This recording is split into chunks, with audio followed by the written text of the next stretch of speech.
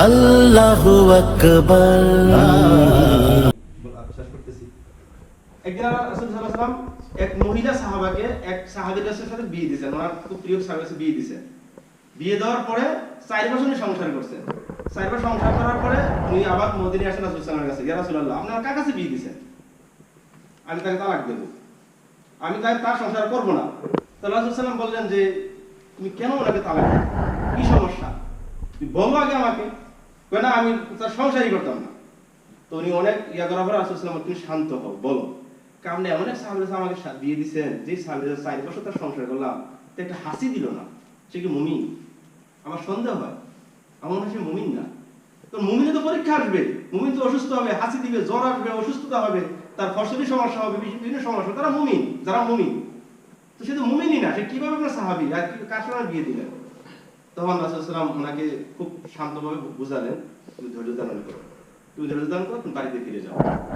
আলহামদুলিল্লাহ, উনি বাড়িতে যাওয়ার আগে দেখো ওনার স্বামী কি অসুস্থ হয়ে গেছেন, জ্বর আসছে, প্রচুর জ্বর, প্রচন্ড জ্বর। তখন রাসূল সাল্লাল্লাহু আলাইহি ওয়াসাল্লাম তার জন্য দোয়া করছিলেন। দোয়া করলে রাসূল সাল্লাল্লাহু আলাইহি ওয়াসাল্লাম কি করছেন? তার দোয়া কবুল করছেন। এই জন্য আমরা যারা মুমিন, আমরা কখনো হতাশ হব না। আমরা জ্বর আসলে অসুস্থ আমরা হতাশ হব না, টাকা পয়সার সমস্যা আসলে আমরা হতাশ হব না। আমরা সর্বোচ্চ কি করবো? ধৈর্য ধারণ করবো এবং ধৈর্যের সঙ্গে সবকিছু করে আমরা মোকাবেলা করবো। আলহামদুলিল্লাহ, আমরা যে দাস শুনছি, এই দাসের মধ্যে আমাদের ধৈর্য, আমরা অবশ্যই ধৈর্যের ফল এবং ধৈর্য সহকারে আমরা সবকিছু মোকাবেলা করবো। আর আল্লাহর যে নিয়ামতগুলো আমাকে দিচ্ছেন, আমরা সবগুলো নিয়ামত ভালোভাবে গ্রহণ করবো আর আল্লাহর শুকরিয়া আদায় করবো।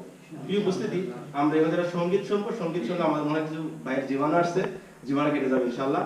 এবার যে আমাদের সামনে সঙ্গীত নিয়ে আসছেন, আমাদের সম্মানিত ক্যাফেতে আহ্বান জানাচ্ছি আমাদের সঙ্গে সঙ্গীত শোনানোর জন্য। আসসালামু আলাইকুম ওয়া রাহমাতুল্লাহি ওয়া বারাকাতুহু। ওয়া আলাইকুম আসসালাম ওয়া রাহমাতুল্লাহি ওয়া বারাকাতুহু। আপনারা সবাই কেমন আছেন? আলহামদুলিল্লাহ।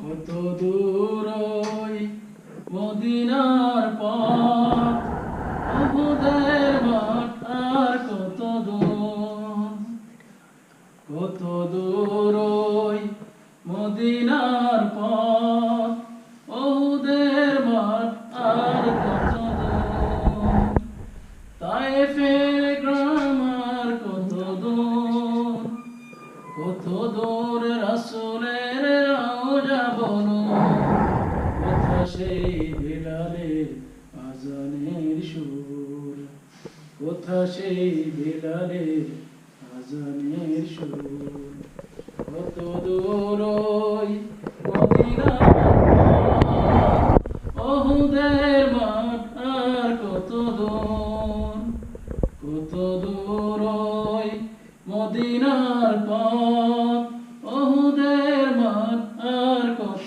দূর, হেরার গুহা বলো কত দূরে, আমেনার বাড়িটা কোন সদূরে, হেরার গুহা বলো কত দূরে, আমেনার বাড়িটা কোন সদূরে, কোথা সেই ওমরের খুরমা বাগান, আবু বকরের সেই সীমাহীন দান, কোথা সেই ওমরের